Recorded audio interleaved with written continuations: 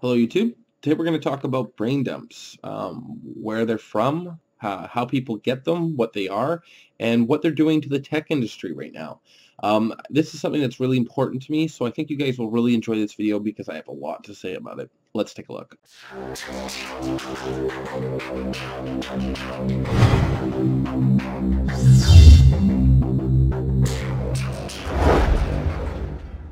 So let's talk about brain dumps. Let's talk about where you get them. You can go online pretty much anywhere. In fact, if you type in pretty much any exam number, the second link I find always is Exam Collection, which is a very famous brain dump site that's been around for a very, very long time. You can go to that website right now and pretty much pass any certification with very little knowledge in the subject. And so brain dumps they're, for a lot of tech professionals, you know, they're what they use. They use them after they've gone and studied, so they're not that bad of a thing, really. However, I don't like them. I think they're horrible to use, and I find it was really surprising when I recently passed my MCSA in Server 2012, how many people from developing countries came up to me saying, do you know where I can get brain dumps, or how did you pass the exam so easily? And my answer to them always was, I don't use brain dumps, and that I studied my ass off for this test. It wasn't easy. One of the exams I failed and retook it and got a really good score. I worked pretty much for the last year like crazy on these studies, and pretty much had to, shelter myself away from my family and my two kids just to pass these things. So it's incredibly insulting when people come up to you and ask you, do you know where to get brain dumps, or can I have the brain dumps you used for the exam? Go fuck your hat. Like seriously, put the umbrella up your ass and fucking open it. Like, that is the most rude thing you could ask somebody. And it's rude to yourself. So the other thing I want to talk about is why you shouldn't use brain dumps. I understand if it's really hard to get experience or get access to knowledge, but you can get free PDFs online. You can get access to information. You can study the stuff. And part of the reason why Microsoft exams are so hard, and if you've only ever done CompTIA, wait till you get to Microsoft or Cisco level. These exams are brutal. Some exams people say you need brain dumps to pass. What it really is most exams that are really brutal from Microsoft, which is most of them, except for like the MTA exams, those are really minor.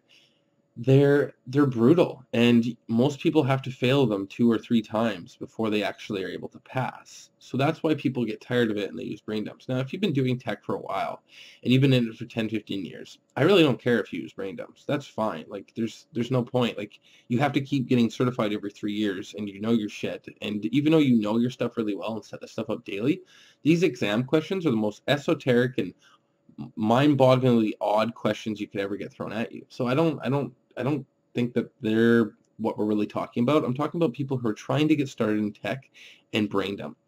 There's a guy I know who lives he lives in a country in Africa. I won't name names, and he has a really good job there, but he uses brain dumps like crazy, and I know that for a fact because when I asked him a question about Windows Server, he had no idea what I was talking about. And this is the problem. If you go and brain dump an exam, yeah, you're going to pass. Yeah, you're going to get past HR, but you're going to lose your job within 2 weeks to a month because people are going to know that you don't really have this knowledge. It's one thing, like, part of the reason why these exams are so hard, you might be able to get your job done, but if you study for an exam to the point where you're sure 3 times in a row, if you get to the point where you're sure you're able to take this exam and you're ready and you've studied your ass off and you fail and you take that exam again, and before you do that, you study again for the second time, and for the second time you study your ass off and you fail it, and then you do that same exam the third time, or you do the next exam, or you do the same exam the third time, and again you fail it, and then you study your ass off again and you pass it, or maybe you pass it in 2 runs. You learn so much more than the person who passed it on their first shot. So, and I can't describe to you how much you actually know by that point. Like, for my A+, when I first took my A+, way back in, well, not really way back in 2009, I took it. I think I took it in 2000. Anyway, it's hard to remember now. It was an exam I overstudied for. I think I started studying for 2009. I took it in 2011, actually.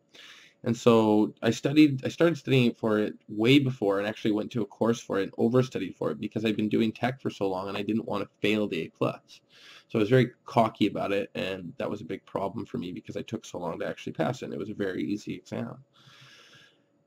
Because I had so much actual experience.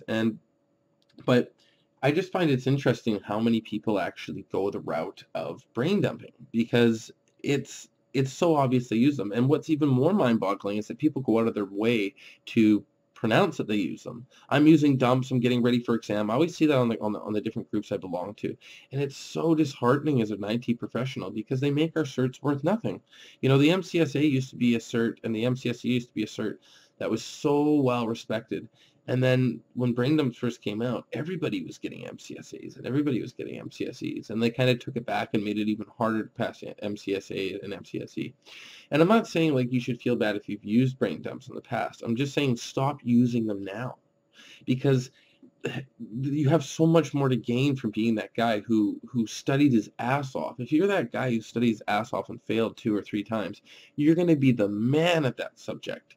And I find it's interesting because I'll tell you this too. There's people who use brain dumps and people who don't. And I see them in the job force, and I meet people who do use brain dumps who suck, and I meet people who use brain dumps who rock. So it's not to say that that necessarily means you're going to be shitty in your field, but it's not a good idea to start like that, especially for entry-level A+ or Network Plus or Server Plus exams that are much more simpler and are just, simple, 1 to 4 multiple choice, pick and shoot kind of thing. It's a lot simpler than the types of scenarios you're going to get hit with in Cisco and Microsoft. And if you dump that stuff, when you get up to Cisco and Microsoft, you're going to be freaking done for. And I know people who can still dump and still fail Microsoft and Cisco exams. They are brutal. In Cisco exams, you need to get over 80% or 800 rather. And in Microsoft, you have to get 700 for most exams.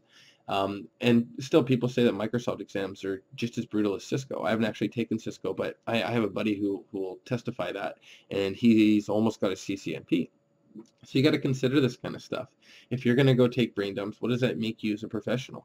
And people, if Microsoft or Cisco catches you, you'll get your cert taken away and never be able to take Microsoft certification again. So is it really worth it to do it that way? And, the great thing about like Microsoft and Cisco certification is it takes a long time, which sucks. But the good thing about Microsoft Cisco certification is if you get if you just got your MCSA in 2003 now, people would respect you so much.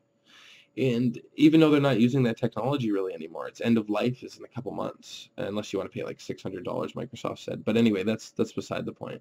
So, if you get these kind of certifications, you can kind of coast on them, but your employer, especially if you work at a Cisco or Microsoft certified partner, they're going to make you want to take the recent certifications in order to keep them gold or silver or platinum certified or whatever. So you still have to take certification, and it still makes you a better professional no matter what you do, but you can kind of coast on them and still get good jobs through HR with older certifications. Not to say that you're not going to, if you had 2 guys going up for the same job, and one was for server, and the job was for server 2012, and one was certified in 2008, and one was certified in server 2012.